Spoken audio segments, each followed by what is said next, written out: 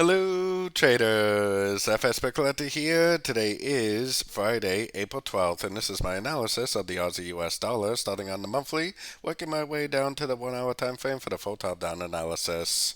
So on the Aussie dollar, I still think this is a big wave W, 3 waves up for W, 3 waves down for X. I think it needs to make 3 waves up for a wave Y, which is an ABC of Y, which the wave A should be a trend, and the wave C should be a trend on shorter time frames.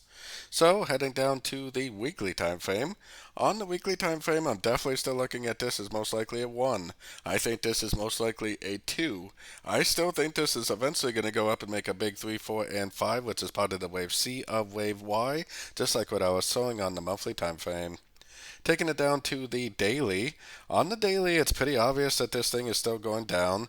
Now, this Aussie is really struggling to go down, and you will have to notice that we are kind of sitting at a trend line right there.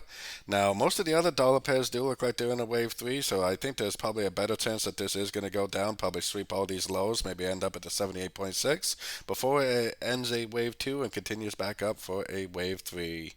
So for now, I definitely am looking for shorts in a downtrend.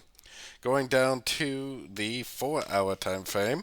4 hour time frame looks like we got the end of a crescent right here, but the Aussie is quite strong, especially compared to a lot of the other dollar pairs right now.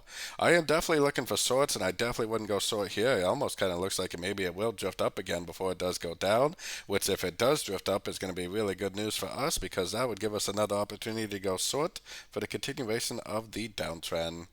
Taking it down to the 1 hour time frame, I mean, all the other dollar pairs look like a wave 3. This one looks like it made 3 waves up, and it looks like it already ended a crescent right here. If that's true, then this is definitely not going to go up very far. It's just going to continue to make lower lows, lower highs. So the strategy for me would be patiently waiting for proper pullbacks to go short for the continuation of this downtrend. At least until we get some sort of break or structure to the upside, I would personally be doing nothing but looking for shorts in a downtrend on these shorter time frames. So don't forget to join my free Discord channel, link down here in the corner, and don't forget to check out my membership program that gives you access to the daily live trading sessions and the swing trade setups at my website, fxpipcollector.com. As always, thank you and happy trading.